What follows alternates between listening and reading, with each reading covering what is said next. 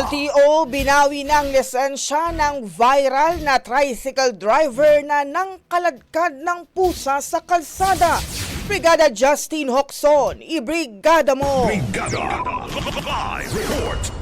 Opisyal ng binawi ng Land Transportation Office o LTO ang lisensya ng tricycle driver na si Siriaco Jun Mendoza. Maaalalang siya ang sospek na nasa likod ng viral video sa social media kung saan nakuha ang kinakaladkad nito ang isang pusa habang umaandar ang kanyang tricycle.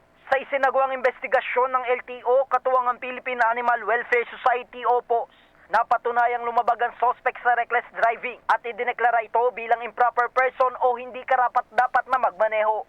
Bukod sa multa, tuluyan ang binawi ang kanyang driver's license. Sa ngayon, ang mga hakbang na ito ay bukod pa sa nagpapatuloy na kasong kriminal na isinampa ng Malasiki Police laban kay Mendoza para sa paglabag nito sa Animal Welfare Act. In the heart of changing lives, ako si Brigada Justin Hocson ng 105.1 Brigada News FM Manila, The Music and News Authority.